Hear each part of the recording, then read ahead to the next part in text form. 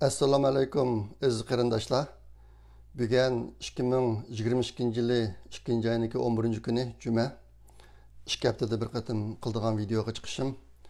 Bu haftadagi eng cho'ng xabar shu oldingi bir haftadagi vaqtning ichida Amerikadagi ikki Uyg'ur tashkiloti, Uyg'ur kishilik huquq projekti bilan Uyg'urlar harakati ikki tashkilot qarindoshimiz Umar Qanat va Rushan Abboslar yetakchilik qilayotgan 2022 yillik Nobel tinchlik mukofotiga kandidatligiga ko'rsatildi. Bu bir cho'ng xabar. Shu Uyg'urlarning ichida Ilhom To'xtini shu mukofotga kandidat qilish to'g'risida bir qism qarindoshlar Germaniyadagi Anvarjon akamiz boshchiligidagi palat etpog'ili xilzum bo'lgan. Başqa hər qaysı əllərdəki Uyğurlarmı bu vaxtda köp kuch qalğan burun. Bu qatim Amerikada bu iş biraz rayapqa çıxdı. Endi hazır bu kandidatlıqqa ko'rsatilibdi. Bundan keyingi axırki nəticə qandaq bo'ladi deyə bilmaymiz. Aşdaqdımı bu Uyğurlar üçün bir Uyğurlarning siyasi hayotidagi bir cho'ng xo'shanlarlik ish. Nima bu Nobel mukofotiga erishish jarayoni mundaq bo'ldi ekan. Bu yilniki mukofotiga erishadiganlar aslida o'tgan yil 9-oydan boshlab nomzodlik ko'rsatildi ekan. 9-oydan boshlab. Ondan keyin bu yil 1-oyning 31-kuni shu nomzodlarni ko'rsatishniki eng oxirgi kun ekan. Ondan keyin bu ish tugagandan keyin 3-oyda shu nomzodlarniki bir qisqa tizimniki vujudga keltirildi ekan. Ondan keyin 6-oyda maslahatchilar, Nobel mukofotining maslahatchilari bu kandidatlarga qarab chiqadi ekan. Ondan keyin 10-oyda bu shu Nobel mukofot komitetidagilarniki bilet tashlashi bilan mukofotlarga kimlarning erishadiganligi bekitildi ekan 10-oyda. Ondan keyin 12-oyda mukofot tarqatildi ekan. Shunga bu ishning natijasini Xudoyim bursa 12-oyda bilamiz. Uyg'urlarniki bu mukofotga tanlanishini chin ko'nglimizdan umid qilamiz, hammamiz orzu qilamiz. Men shundaq tilakdoshman hamda. Buni bir deb qo'yay. Bu hafta vatan haqida xil xabarlar bor. Oxirroq deyman buni. Bu haftadagi yana bir cho'ng xabar nima bo'ldi? Olimpik musobaqasi 2-oyning 4-kuni Xitoyda qishliq olimpik musobaqasi boshlandi. Hozir qadar bir shaharniki ham yozliq ham qishliq musobaqani tang o'tkazib boqqan o'rindan faqatlam Beijingdan bor ekan. Buniki har xil shartlar bor ekan. Bir qita 5 qitaniki boshqada alınışıb turib qilish yo anandan keyin degandek bir qism shartlar bor ekan. Bu Xitoy tanlangan vaqtida uningga kandidat shahardan faqat ikkisilam chiqqan ekan. Birisi Qozog'istonniki Almaty shahri, ana Xitoyniki Beijing. Ashta bu boshqa Xitoy asonlab o'tib ketgan ekan bu qishliq olimpik musobaqasining nasini. Lekin Beijingda qor yog'maydigan bu boshqa qorlarni sun'iy yog'dirib bular ashta tayyorlab ekan. Bu tabiiy qor bilan sun'iy qorniki o'tirish cho'ng farq bo'lganligi uchun hozir u yerda ajoyib masalalar ko'rilyotdi. Endi bu musobaqaniki Beijingda o'tkazilishi bir yomon ish. Bu Xitoy hozir mustaq mayli Uyg'urlar masalasida bo'lsin yoki xalqarodagi boshqa shaharda bo'lsin, insoniyatga qarshi jinoyat o'tkazayotgan, Uyg'urlar ustidan qirg'inchilik o'tkazayotgan mustaq bir vaqtda bu musobaqaning yana Xitoyda o'tkazilishi, Beijingda o'tkazilishi bu bir intayin nachar ish. Intayin eski ish. Bu tarixda bir eski dog'ib qolib qolgan ish insoniyat uchun. Mustaq bir ish bo'ldi. Shunga chet eldagi nurg'un qarindoshlar boshqa guruhlar bilan Tibetlik, Tayvanlik, Hong Konglik degandek va chet ellik guruhlar bilan birlashib ko'p namoyishlarni yapadi bu musobaqaga qarshi va shu musobaqaga qarshi boshqa musobaqani boyqut qilish haqida nurg'un ishlarni yapadi. Nurg'un qarindoshlar jafo chekdi. Sizlarning ajringlarga ko'pdan ko'p rahmat. Endi har qanday ishniki yomon tarafim bor, yaxshi tarafim bor. bu qatımqi musobaqaningki ba'zi yaxshi taraflarini ko'rilyotidi hozir.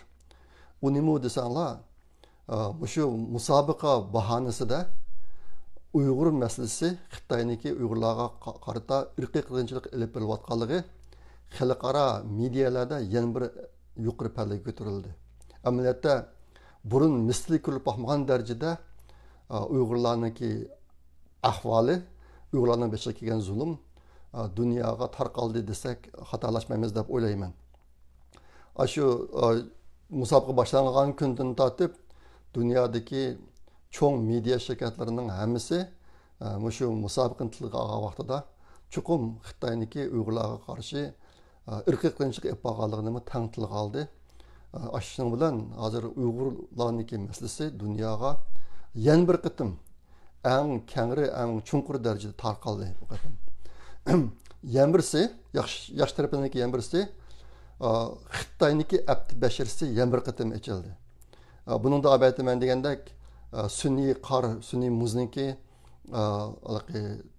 sifat masalasidan boshqa Xitoyniki rezilligi intayin ko'p ish jihatlarda pash oldi bu qatim.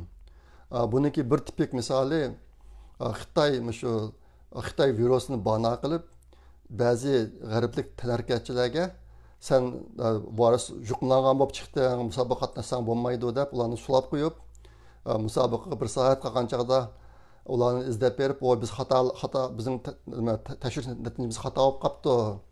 Sen musobaqa qatnashsang bo'ldi ekan deb ularni yotig'idan so'rab olib, musobaqa maydoniga olib, yeni musobaqaga tushay desa, voy bizningki bu qatimqi tashxisimiz xato bo'lib qolibdi, burunqisi to'g'ri ekan do'q. Sen qatnashsang bo'lmaydi ekan deb uni yotoqqa ketib, anadan keyin berib, voy bizningki natijamiz yeni xato bo'lib qolibdi.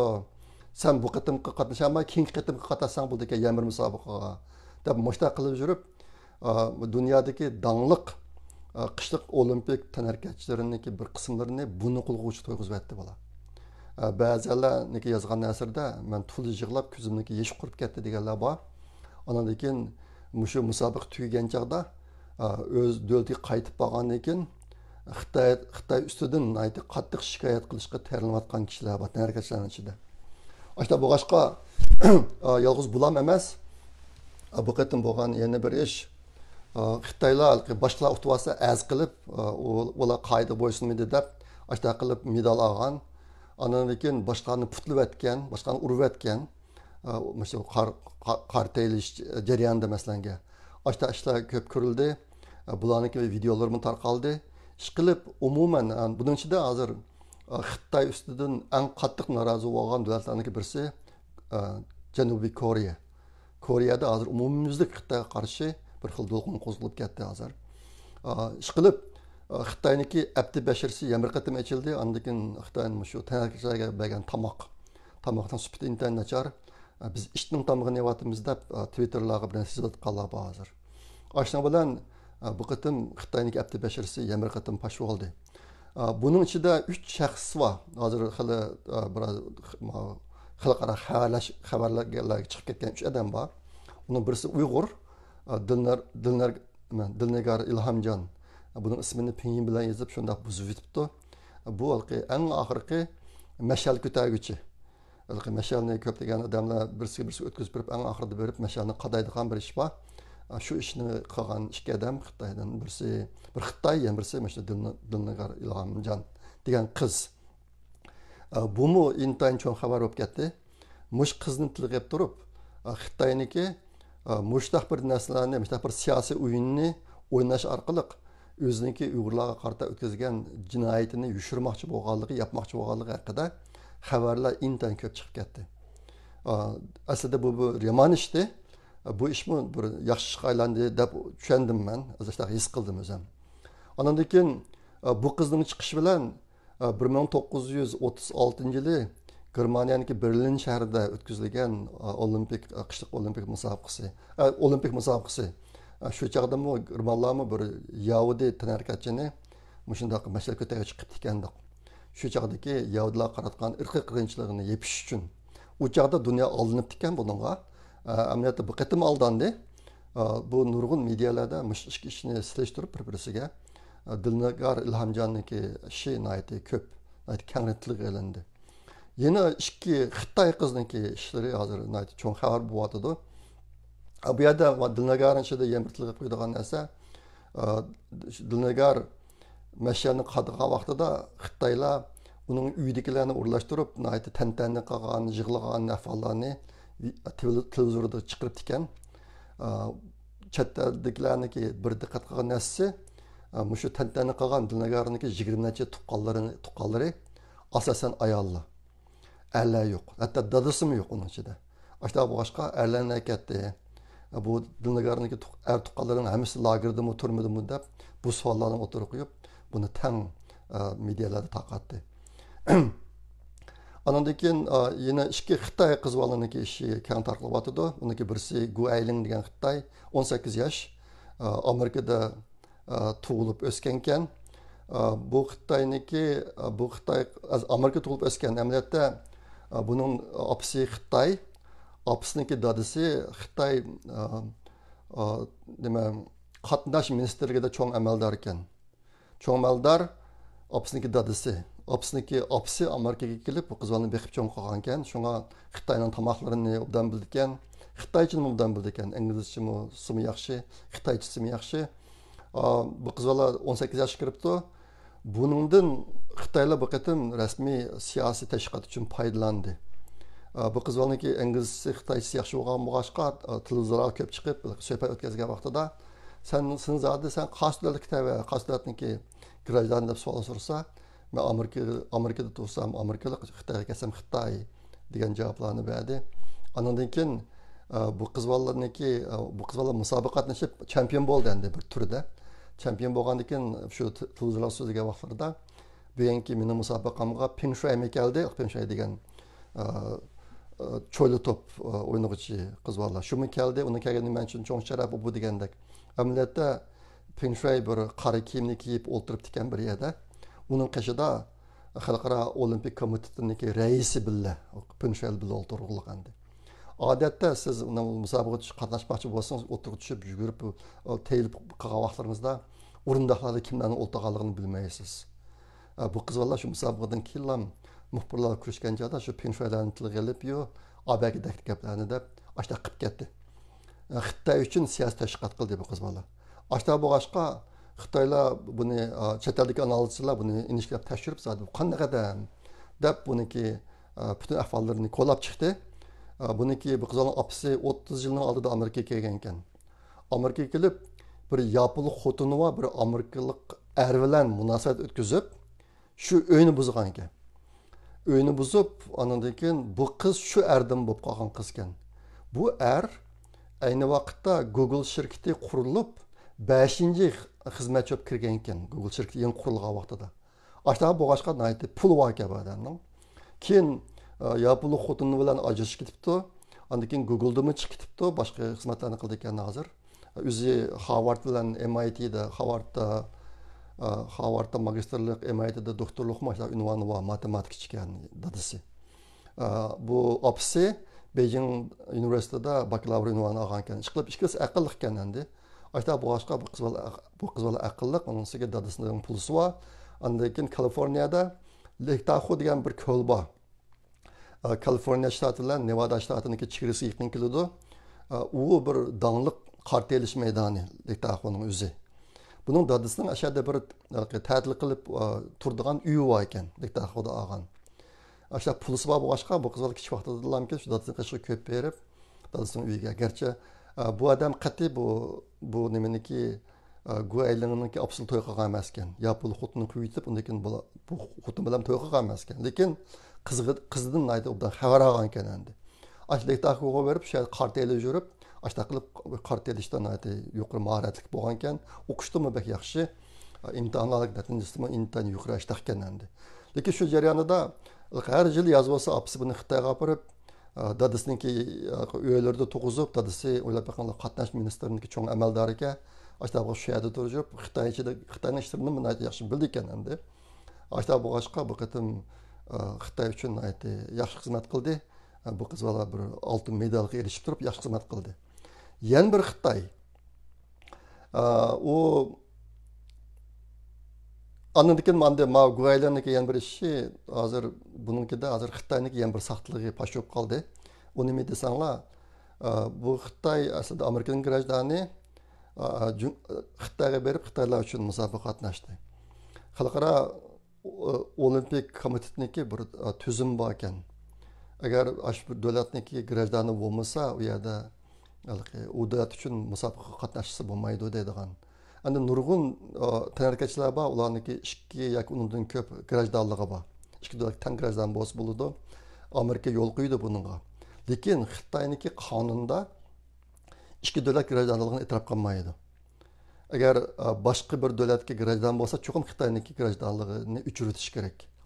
Lekin maqizvali o'ynagandan keyin bu tekshirib ashta qilsa, Xitoylar yaqinda xalqqa pul tekshirib ketgandan keyin ilojisiz bir bayonot beribdi. Bu Xitoy qizvaliga biz Xitoy nupusga olgan green card deydi, ashta narsa bergan debdi. Andagi xalqaro olimpik komitet bo'lsa, biz tekshirgan bu qizalniki Xitoy pasporti bor debdi. Demak, bu yerda bu bir cho'ng yolg'onchilik pash bo'ldi bu yerda. Ammo bu qizalniki Xitoyga grajdan ekanligi yolg'on. Yolg'on, unga yolg'ondan pasport ishlab berib, ashta qilib musobaqa qatnashtiribdi. Yana bir qiz bola bor ekan, andagi yana bir narsa, men bir deb qo'ydigan bu narsa. Bu qiz bola to'y qilgan oilada tug'ilgan emas. Xotini va er bilan o'ynab, apsi shu yerdan turilgan qiz bola endi. Buni qilib aytgan chog'da nurg'un davlatlarniki axloqiy o'lcham bo'yicha aytgan chog'da bu bir numus qildigan ahvol, oila ahvolida mushtarishlarimiz bu qatim pash bo'ldi. Andan keyin yana bir qiz bola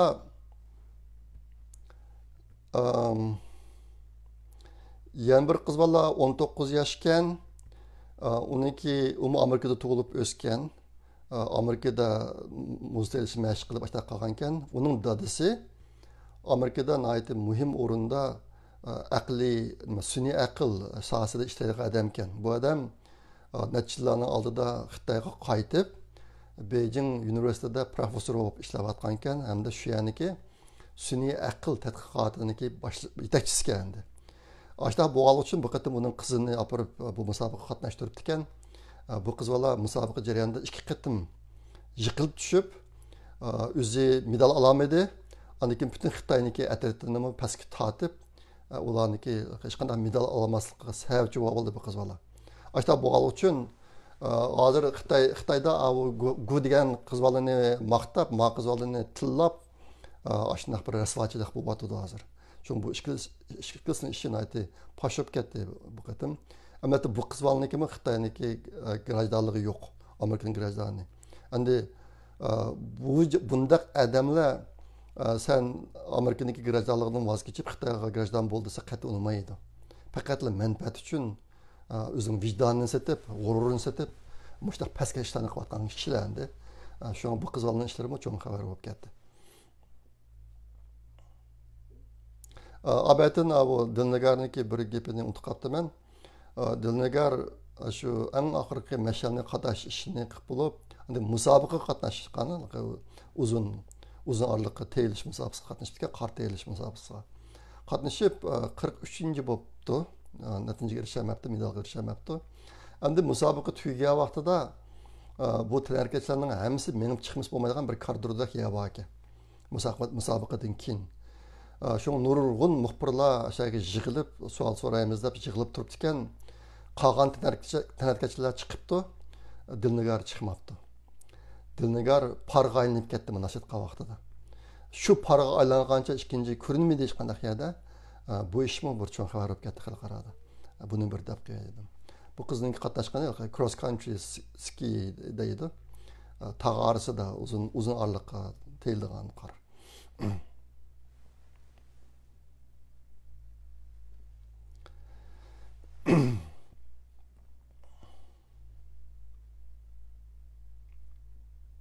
Andan bu qatimki musobaqadagi yana bir xabar, buningga shu cho'ngroq davlatlarniki amaldorlaridan Putin keldi. Asli 2 kun kelibdi ekan. Kelib Xi Jinping bilan ko'rishib, bir qism Xitoy bilan bo'lgan savdo ishlarini bejirib, bu bir kunga bormay turib qaytib ketdi o'zining davlatiga. Xi Jinping boshqa davlatlardan kelgan rahbarlarga bir davlat ziyofati bergan. Putin unug'um qatnashmadi. Xitoyning pulini evaplamkin davlatiga tik ketibdi. Bir kun mutumapti, 24 soat mutumapti. Bu bir xabar olib ketdi. Endi bu haftadagi 3-chi cho'ng xabar, bu taqa yangi chiqdi tunugin. Amerika Avam Palatasidagi 15 tak Cumhuriyet Partiyadan bo'lgan Avam Palatasi a'zolari birlikda bir qonun loyihasi chiqadi. Meniki tushunishimcha bu qonun loyihasi burungi har qanday qonun loyihasini besib tushidi. Uniki İngilizce ismi Sanctioning Tyrannical and Oppressive People with the CCP Act. Bu niki 5 baş harfini İngilizce atılışındaki baş harfini birleştirsanglar Stop CCP Act bo'lar ekan. Xitoy Kompartiya Partiyasini to'xtatish qonun loyihasi bo'lar ekan. Ashta boshqa buni Stop CCP Act deb atayotdi. Buniki mazmuni intayin yaxshi. Qaysiyatini desanglar, buningda nayt konkret qilib Xitoy Kompartiyasining mamlakatlik qurultay vakillari, mayli burunqisi bo'lsin yoki hozirgisi bo'lsin, hammasini jazolash. Xitoy Kompartiya mamlakatlik qurultayniki burunqi va hozirgi vakillarining hammasini jazolash. Ashtaq bo'lgan chaqda bu odamlarning soni 5000 atrofida bo'ldi ekan. 5000 atrofida bo'ldi ekan. Hozir Xitoydagi masalan Xi Jinping bo'lsin, siyosiy portfolyoniki doimiy aytdi. Jinjuyiniki changviylari bo'lsin, jinjuviyanlari bo'lsin. Mushlarning hammasi kirdi ekan bunga. Ondan keyin bu qonun loyihasida mushu Kompartiya mamlakatlik qurultay vakillarining o'zi va oila tabatlarining Amerikaga kirishini cheklaydi ekan. Amerikadagi nimasini iqtisodlarini to'ntidi ekan. Ondan keyin Amerika kapaqalovasi qaytarib yetadi deydi. Masalan, Xi Jinpingning qizi Amerikada. Agar bu ijro bo'lib qolsa, uni Amerika turolmaydi, qaytarib yetadi deydi. Ashta bo'lganlik uchun buning ko'rsatgan ta'siri intayin cho'ng. Undan boshqa yana bir intayin muhim mazmun va qonun loyihasidagi. Bu qonun loyihasida bekitilgan jazo Xitoy Kompartiyasininki Amerikada olib berayotgan aqliy mulk o'g'irligini to'xtatqichilik, Uyg'urlarga qaratgan irqiy qirg'inchiligini to'xtatqichilik, Tayvanga ta'sirlashini to'xtatqichilik. Ondan keyin Hong Kongdagi kishilik huquq dafsandichiligini to'xtatqichilik davomlashadi deydi. Ash narsalarni to'xtatmasa, bu qonun loyihasida bekitilgan jazo to'xtamaydi, olib beraveramiz deb deydi. Ashta bo'lgani uchun buniki ta'siri intayin kuchli bu yerda Uyg'urlarniki irqiy qirg'inchilik ishi faqatlam Amerikaniki aqliy mulkini o'g'irlashdan keyin ham o'tirib qo'yilibdi, muhim o'ringa. Shunga bu Xitoy hokimiyat beshidagi barliq amaldorlarga og'ir darajada zarba bo'lganligi uchun bu, mayli iqtisodiy jihatdan bo'lsin, boshqa jihatlardan bo'lsin. Buniki ta'siri bek cho'ng bo'ladi deydi. Agar ijro qilinib qolsa, hatto Amerika bilan Xitoy diplomatik munosabatni uzishgacha opirishi mumkin degan farazlama bor. O'tirib bu rasmiy emas. Endi buni albatta degandek Avam Palatasidagi 15-16 nafar Cumhuriyetçi Partiya a'zolari o'tirib chiqiribdi. Hozir Avam Palatasida, Kengash Palatasi Amerikadagi har ikkisida Demokratiya Partiyasiniki a'zolari ko'p kasallikni egallaydi. Endi shularniki qo'llashi bo'lmasa, bu o'tmaydi. Endi mushtaq bir xatar bor bu ishniki hozircha. Ashtaqtimi bu yil 11-oyda Amerikaniki o'tira saylimi olib beriladi. Amerikada har jup yil saylan bor. 2020-yili prezidentlik saylan bo'ldi va shundan bilan birga kongress a'zolarining 3dan 1 qismini saylash bo'ldi. Bu yil endi 3dan 1 qismini saylash bo'ladi. Keyingi saylam 2024-yili bu joyda yana prezidentning saylami va shu kongressning a'zolarini saylash 3dan 1 qismini saylash bo'ladi. Bu yilgi 3dan 1 qismini saylash saylamida Cumhuriyetçiler Avam Palatası ile Kengesh Palatası'nın her ikisini qo'lga olish mumkin deydi. Ko'p saf bo'lishi mumkin. Ko'p jihatdan utib degan faraz bor. Agar ashlash bo'lib qolsa, bu qonun loyihasiniki agar bujli o'tmagan taqdirdami, kelar yil o'tib ketish ehtimolligi bor. Lekin bularniki hech qanday hozir bir kapolatga ega ish emas. Hozir mustaq bir mumkinchiligi bor. Qolganini bundan keyin ko'ramiz. Shunga menimcha bu intayin bir muhim ish deb o'ylayman.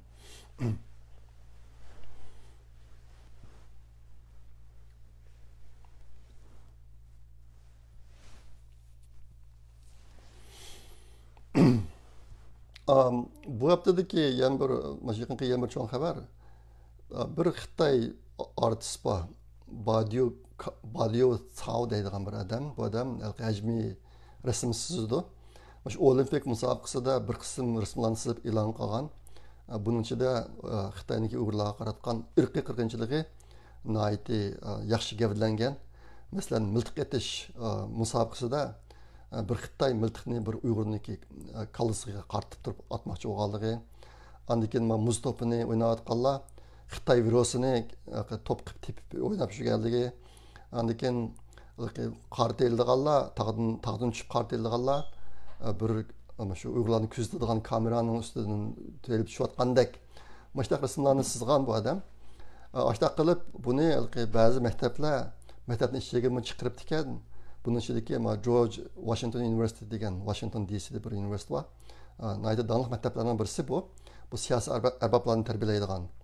Şu məktəbdəki prezidenti bu resim mening hissiyatımı təcavüz qıldı degəndək bir gəplərni deb bir bayanat elan qılgan dəslətdə.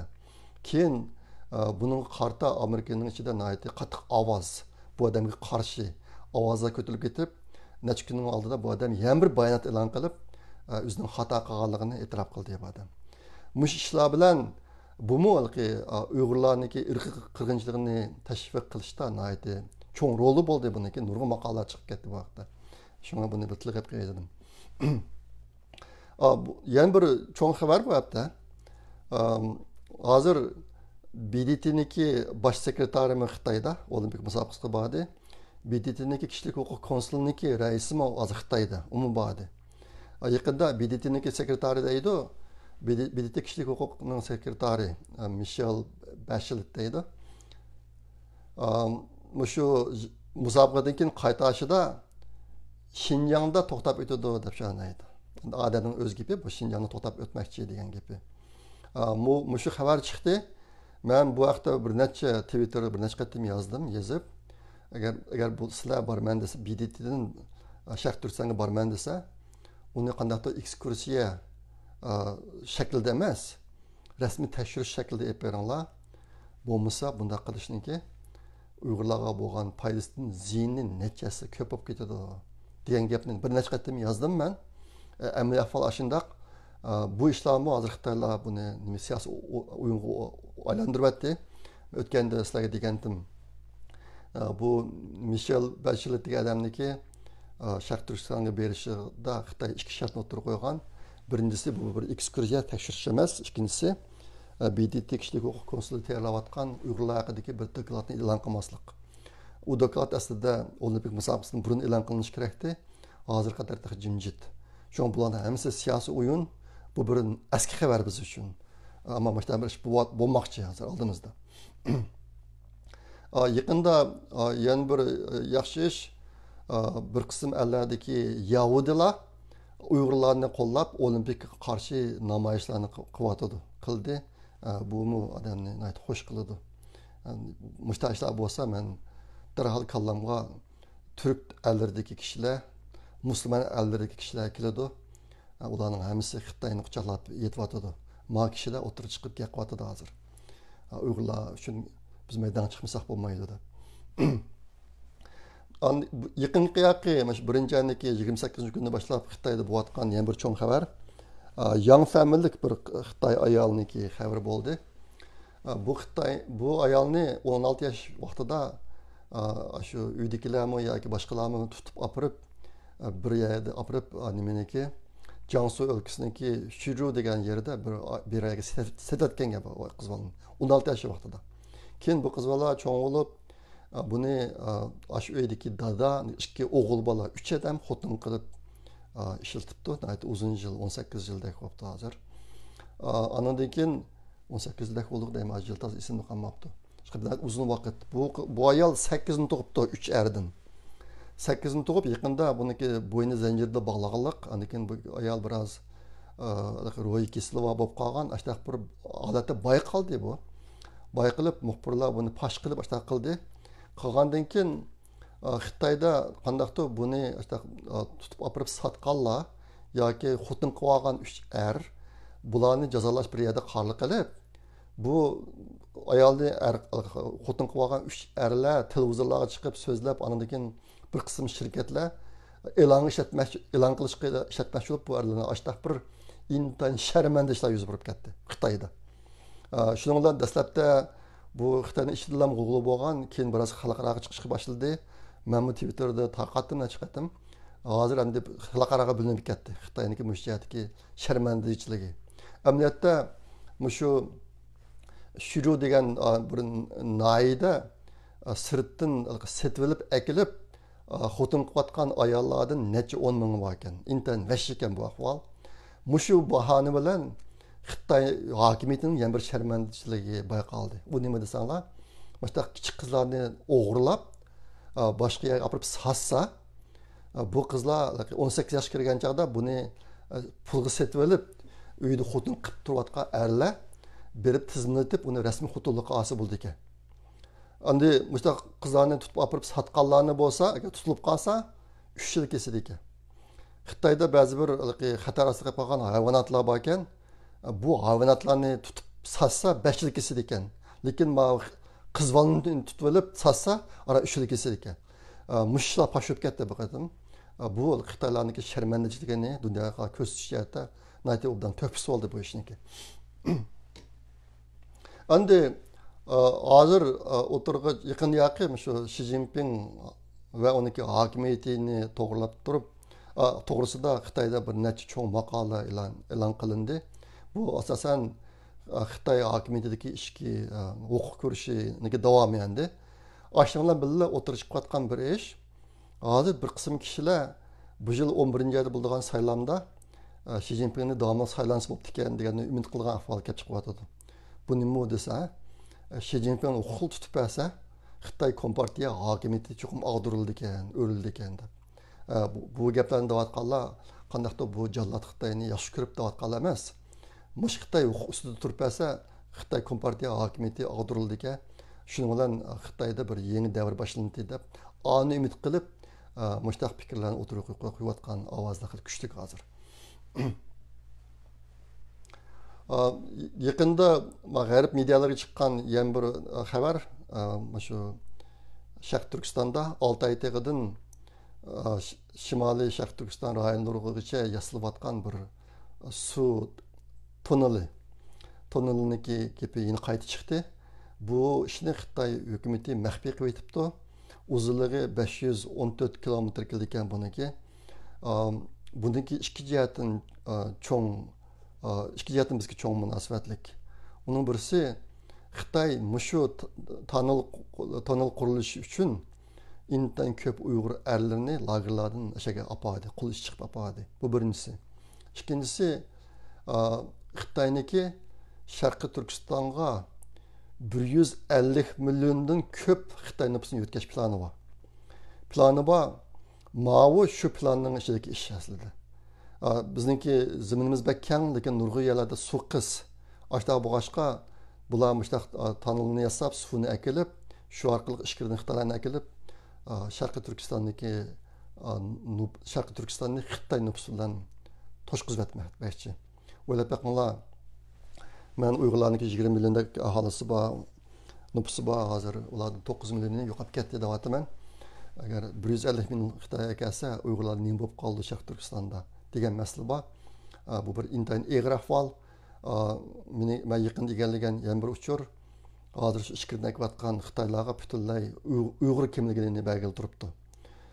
Ashta bo'g'ashqa xalqaro qachonlik qildi uqmayman.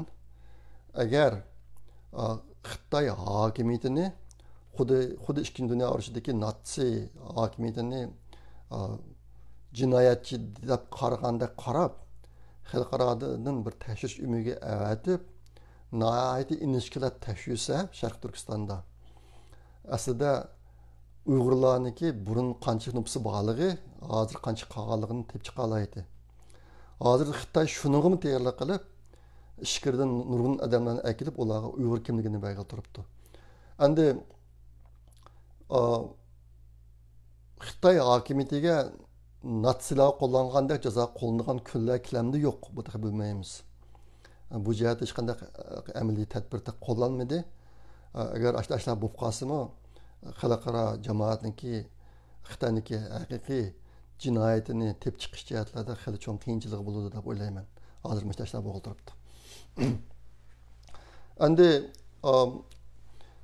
yaqinda men Facebook'ga bir narsa chiqardim Polshaniki VP Magazine degan bir jurnali bor ekan u jurnalniki bir muxbiri men bilan tafsiliy suhbat o'tkazgan bir necha oyning oldida necha qatim ashta o'tkazib yaqinda bir doklad yozib maqola yozib shu jurnalda e'lon qilibdi shu tor betig'im chiqdi bu maqola polsha tilida yozilibdi agar shu jurnalniki tor betini ochsa uni inglizchaga o'rib ko'rgilim bo'ldi ekan men uni Google'da tarjima qildim uyg'urchaga ondan keyin bir inimiz uni tahrirlab berdi uni men o'zimniki tor betiga chiqarib qo'ydim bir qism qarindoshlar biladi mening bir tor betim bor maripat.com latincha harfi bilan yoziladi maripat ikki harfi bor maripat.com maripatchik.com degan tor betida şöyle chiqarib qo'ydim xohlasanlar ko'rib olsanglar bo'ladi u yerda meniki degan xiljiq gaplarim bor navbatdagi uyg'urlarniki beshiga kelgan fojia haqida bu 5 fevral kuni men Avustralyadagi bir diniy har xil dinlarniki birlashma tashkilotiniki bir vakili bilan so'zlashdim bir soatdan ortiq bir uyg'ur inimizniki urlashtirishi bilan ular bir qism planlarni tuzib ekan uyg'urlarga yordam qilish haqida men hozir ahvollarni deb biroz taklif berdim bundan keyin qandaq ishni qilish kerakligi to'g'riliq agar xalqarodikilar odatki fuqarolar yoki mushtaq diniy tashkilotlar uyg'urlarga yordam qilaman desa nima ishni qilishi kerakligi to'g'riliq taklif berdim shuning bilan bu taklifdan keyin deyman shuning bilan bular o'ziniki burungi strategiyalik planni butunlay o'zgartdi bir tor betini yasamoqchi bular tor beti yasab bu bir diniy tashkilotlar birligi ekan bunda islomi bor xristianlarmi bor boshqa dinlar bor yahudilar degandek tor beti qilib boshqa qilmoqchi ular mendan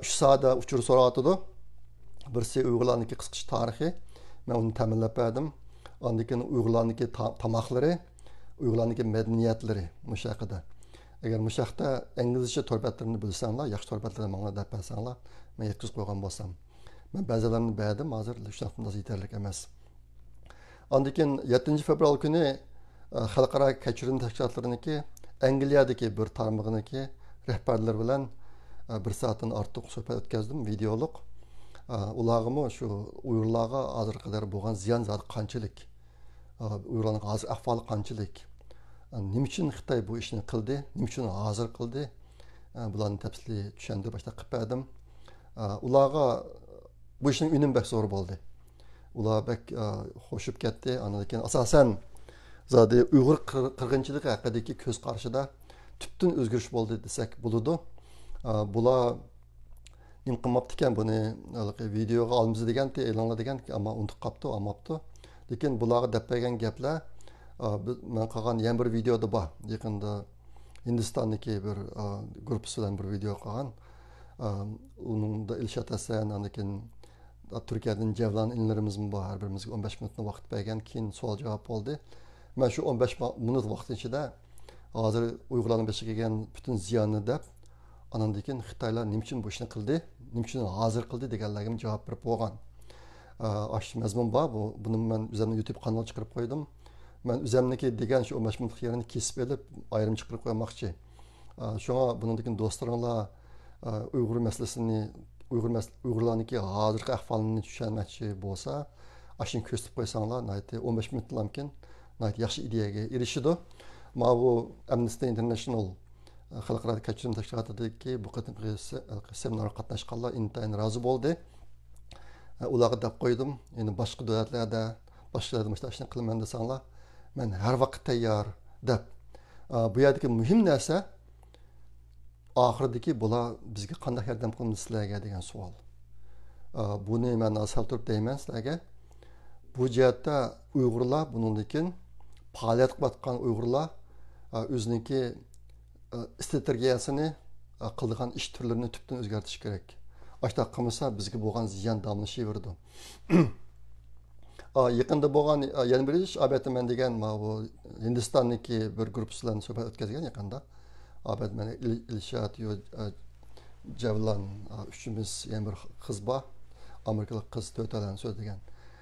Shu olimpikdan bir kun burun bular shu bizga o'tkazgan suhbatni tilga olib, ondan keyin meniki degan gaplarimni tilga olib 1.800.000 Uyg'ur lagerdan turmaga o'tkazildi. 2.100.000 Uyg'ur Sharq Turkistondan Xitoy o'lkalariga o'tkazildi degan sonlarni naql etib turib, ondan keyin Hindistonning bu qatimqi olimpik musobaqasini boykot qilganligini Twitterga chiqardi bular.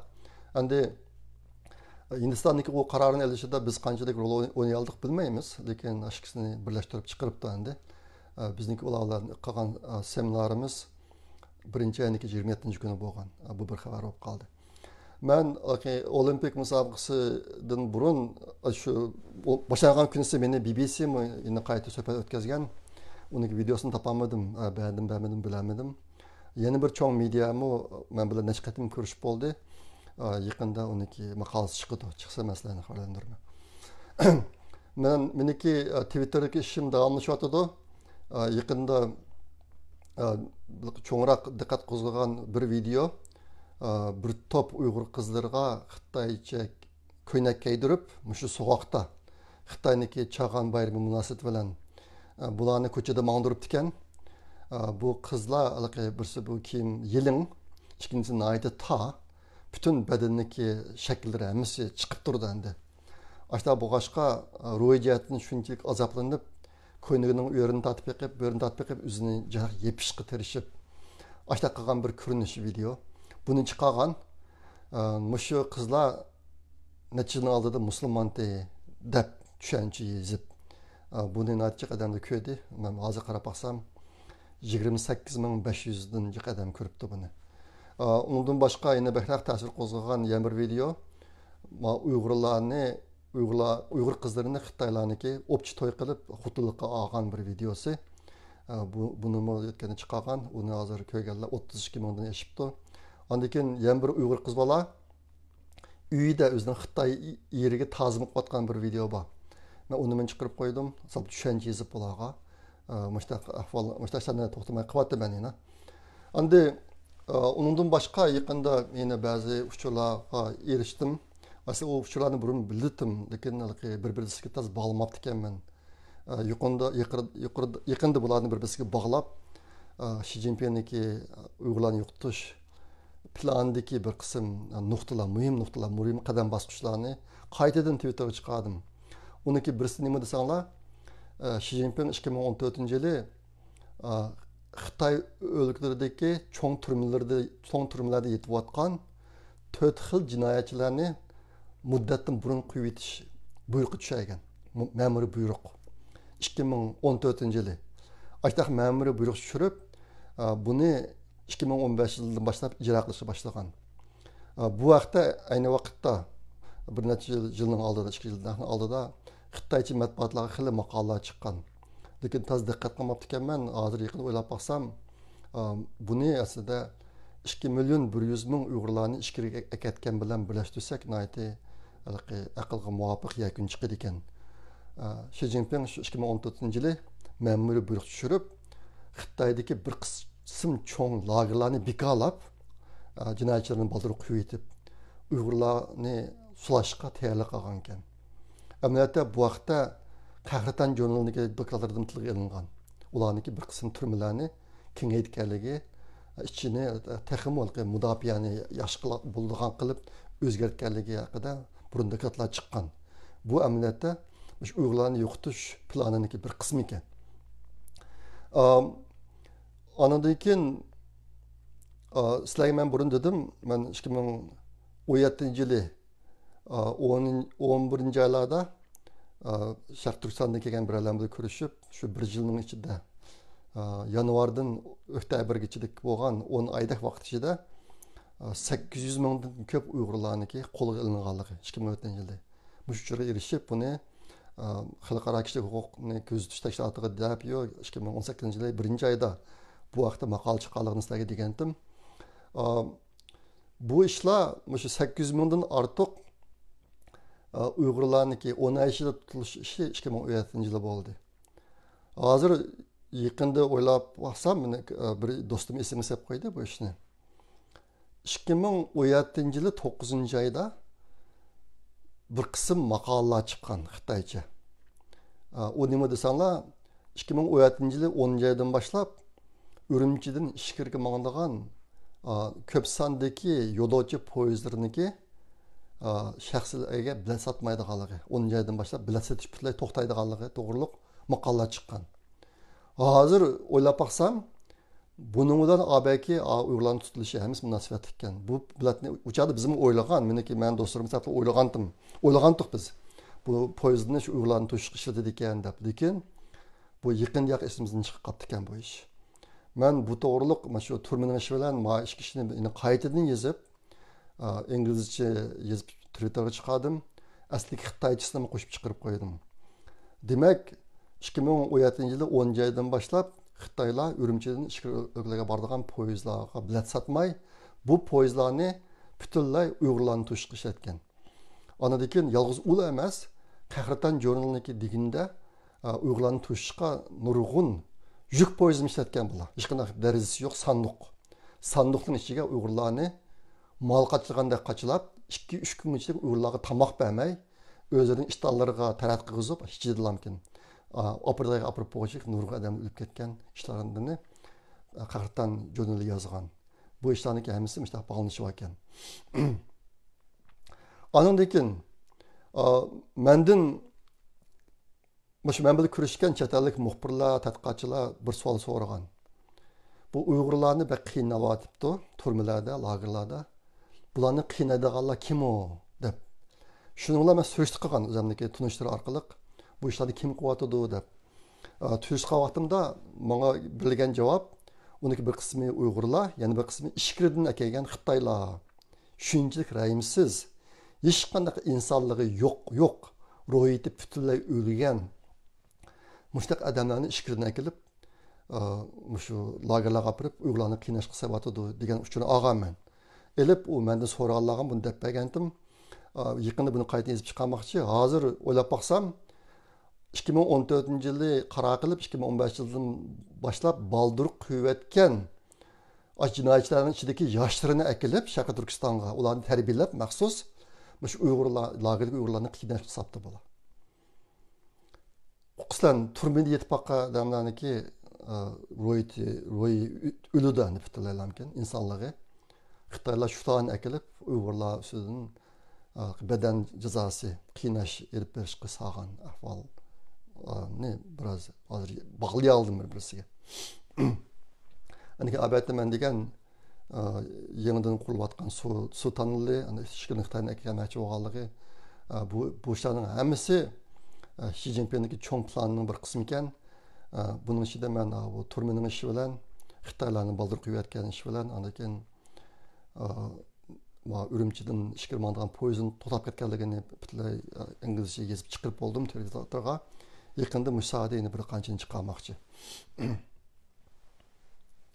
Endi bugungi leksiyaniki eng bir muhim qismi Sharq Turkistondagi bir qism yangi uchur. Buniki ba'zilarini men bir necha hafta oldin anglagandim. Sizlarga degim kelmagan buniki nima ish qilgani qancha ras bir ko'rib boqaylik deb. Hozir yana yangi uchur keldi bu jihatda. Uniki birisi deydi hozir bir qism masjidlarni ichib etib Xitoy, uning Uyg'urlarni kirib namoz o'qishga majburlab etibdi. namoz o'qisangiz bo'ladi deb. Albatta bu ishlarning hammasi xalqlarning ko'zini bo'yash uchun qilayotgan ishlar. Ashta qismi Uyg'urlar baq qo'rqib ketganligi uchun masjidlarga kirilmay bo'layotgan ahvollar bor ekan. Yaqinqi ba'zi yig'inlarda kadrlarga o'qitilgan akşamdaki birisi lager türmelerdeki bir kısım kişiler bunun lekin ularniki birisi u yerda turadigan muddati qisqartirildi. İkincisi ularni biz uyga berib bir necha kun turib keldigan qilmaymiz deb o'sha narsani o'qtiribdimish. Bu uchurma keldi.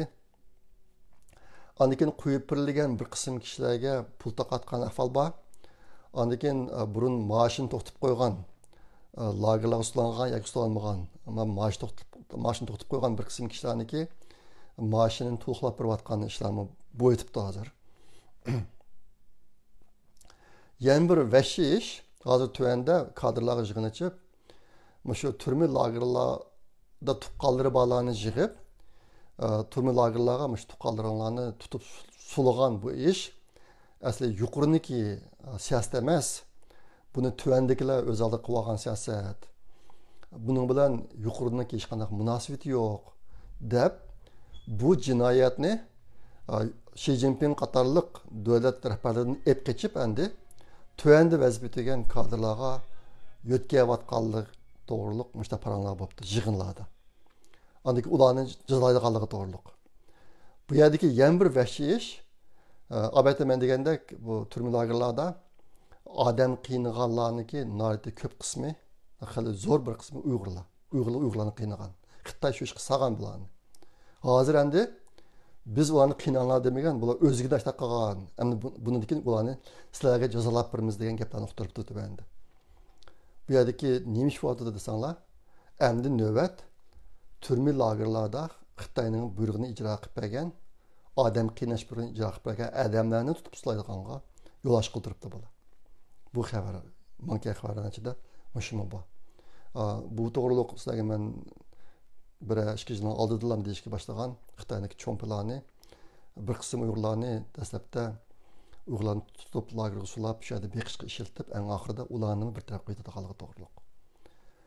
Hozir shu ish boshlanibdi. Mushta bahona sabablar bilan bu xabarlar keldi. Ondan keyin yana bir xabar Bana baldırak kelgan xabar bu. Hozir pat yaqinda Uyg'urlarga yana pasport berib, chet elga chiqishi yo'l qo'ydi degan gaplar bo'libdi. Kadrlar yig'inlarida. Bu biroz jazmlandi, lekin yeniltuq emas.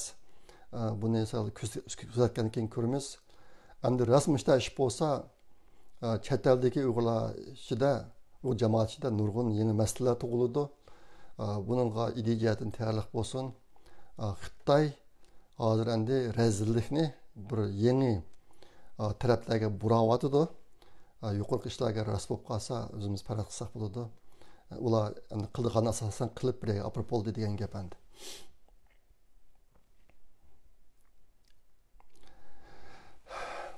Yana bir xabar, bu Uyg'urlar degan to'r jurnalniki 29-soni e'lon qilindi. Uni Twitterga chiqardim, WhatsApp'lardan taqib qo'ydim uchurlarni. Bunga ajr qilgan qarindoshlarga ko'p rahmat. Bo'lsa undan foydalaninglar, ham tarqatib qo'yinglar. Hozir endi Xitoy Uyg'urlar qaratgan irqiy qirg'inchilikda hozir butun strategiyani o'zgartib, xalqaroniki ko'zni bo'yash, Uyg'urlarni aldash, hozir hayot qolganlarni aldash bir tarafiga ko'chdi. Boshqa bu boshqa meniki o'zimniki mankigan uchur endi Uyg'ur jamiyatidan yo'qolib ketgan Uyg'urlarning soni 9 million atrofida. Men buni izchil davotaman. O'zimnikidagi siyosiy suhbat, muxbirlarga kulishish, Twitterlarda to'xtamay davotaman mashtaashlar bo'lib ketdi. Hozir endi Xitoy sultonlarni yasab, ishkilarni Xitoyga kelib, ularga Uyg'ur kimligini berib, chiqib bizning vatanniki hozirgi manzarasi intayin bir vayrona ahvolda. Boshqa bu boshqa zade masala nerede ko'rildi degan to'g'riliqmi ba'zida o'ylab qo'ymayman. Burun Yapılar to'g'riliq ikki parcha maqola yozgan. Uning ichida birisida Samuray Rohi degan bir maqolam bor. Yaqinda ashnalarga qayta qarab qo'yaman men. Zade biz Uyg'urlar qandaroq yashagan bo'lsak, bugünkidek taqdirga duch kelmaydiq. Bundaki qanday yashashimiz kerak degan ishlar to'g'riliq. Ashta qilib buningki ism kelgan bir narsa yapılıqlarniki ahvoli bo'ldi. Yapılıqlar erleri bek qattiq ishlaydi. Aile balını beqish butunlay ayollarning ishi. Nurg'un erlar balasını kömeye yaşaydı. Ular işten düşüp kelgen vaqtida balası uxlab qolgan. Atkinsi ish qilmagan vaqtida balası qopmagan.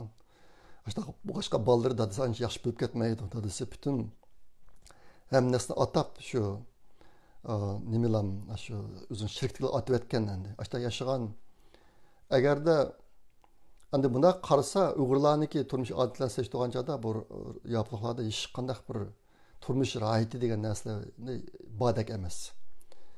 Ko'chalardagi odamlarni ko'rsanglar hammasi tushkun ko'rinadi, kulmaydi faqat. Başta bir holatda aslında bir g'am qilayotgandek yashaydi. Endi bulardan so'rasang, nima qilmoqchi qilasizlar? Sizlar turmushniki rohatni ko'rmaysizlar. Ishlarda o'tib ketdikansizlar. Bu odam degan bundoq bir rohat ko'rish uchun yashamamdi. Pul deganni rohat uchun topmamdi. Uyinglarda qaringlar yo'q, balanglarni ko'rmaykan yashaysan desanglar, da so'rasanglar bularniki nima uchun mushtaq qilasizlar deb so'rasanglar, ularning birdigan javobi umumizlik holda xuddi bir programlab qo'ygandek mumkin birdigan javobi bizning bunda yashashimiz qandaqdir bir narsalarni qilamiz deb emas. Agar bunda qilmasak dunyoda yaponlar mavjud bo'lib turolmaydi. Biz mavjud bo'lib turolmaymiz, mavjudligimizni saqlay olmaymiz deb javob berdi bular. Shunga Uyg'urlar o'zimizniki mavjudligini saqlash to'g'riliq burun qancha o'ylandik. Qanchalik ish harakat yapmadik. Bosh to'g'riliq o'ylanaman ba'zi chaqda. Sizlarmi o'ylab qo'yinglar. Bundan keyin qanday qilamiz? Mavjudligimizni saqlash uchun bundan keyin qanday qilamiz? Degan ish to'g'riliq o'ylaymiz. Hozir chet elda nurg'un ishlar bo'lyotdi. Mush bo'layotgan ishlar ichida vatanda keng ko'lamda o'lib ketayotgan, o'ltirilayotgan Uyg'ur o'limini to'xtatib qilish bilan munosabatli qancha ish bor. Mush sohada biz qancha ish qilyapmiz? Buni o'ylab qo'ysak. Endi abatinga masala kelsak, hozirgi vazifa nima? Chet eldagi biz sizlarga nima ish qilib beralaymiz? Bundagi nima ish qilsak bo'ladi deb so'ragan chet elliklarga, tashkilotlarga, muxbirlarga, hukumat xodimlariga biz nima deymiz? Degan savol bor. Bizniki javobimiz o'z davlatingizdagi davlat hukumatini qistab, ularniki BDT'ga besim ishlatishni qo'lga keltirib, shu orqali BDT'ning Xitoyniki shu irqiy Uyg'urlar qaratgan irqiy qirg'inchilikni to'xtatishga bir amaliy tadbir qo'llanishga majburlash. Mush bo'lish kerak. Bunda qilish uchun albatta men degandek Xitoy hukumatini xuddi ayni vaqtdagi natsizlarga o'xshash jinoyatchi deb ayirib, xuddi ayni vaqtda xalqaro BDT bir tekshirish umidini avatib Iroqni tekshirganga o'xshash. Aslında bir tekshirish umidini avatib Sharqiy Turkistonga oldidan Xitoyni to'xtatib, Uyg'urlarni o'ltirishni to'xtatib, andan keyin aslında bir tekshirish epag'izib, andan keyin shunga asosan Xitoy hokimiyatini jazolash, Xi Jinping qatorliq odamlarni. Bizning tilimiz ashta qilish kerak. Hozirgi vaziyatda mushtash mumkinmi biz bilmaymiz. Lekin buni qilmay turib Uyg'urlarning beshiga kelgan bu ig'ir kunni hozir bo'layotgan ziyonni to'xtatish mumkin emas. Xitoylar parvo qilmayotdi. Hech qanday parvo qilmayotdi. Albatta men deb o'tdim.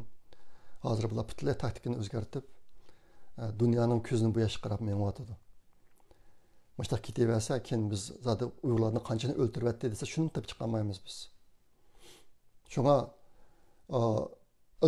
bu yerda o'zimizningki ko'z qarashi intan ro'shan bo'lish kerak. Boshqalarga nima deymiz degan narsa. Mujmal gap bo'lmasa kerak. Mush hukumatga besim ishlatib, BDT'niki bir amaliy tadbirni qo'llanib, Xitoyniki jinoyatini to'sishni qo'lga keltirish. Mush narsani aniq deyishimiz kerak. Hammalar. Amaliyotda bundan keyin namoyishlar mashtaq bo'lishi kerak. O'zimiz yashayotgan davlatlarniki hukumati oldida qilib namoyishni BDTga besmishlar. Xitoyniki irqiy qirg'inchilikni to'xtatsin deb. Bular qilgan burun. Natsiyalarga qarata qilgan, Iroqqa qaratami qildi, Xitoyga qaratami qilsin hozir. Deyish kerak.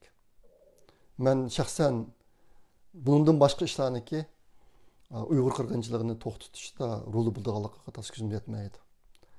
Amerikaniki yangidan o'tirib qo'ygan qonun loyihasi, uning roli cho'ng bo'ladi, albatta men degandek. Xitoy davlat rahbarlari cho'ng ziyolarni tortadigan bo'lg'achqa bir qism ishlarni o'zgartirishga majbur bo'lish mumkin. Qonun loyihasida aniq debdi, agar Xitoy to'xtamasa, bizniki jazolarimiz to'xtamaydi deb.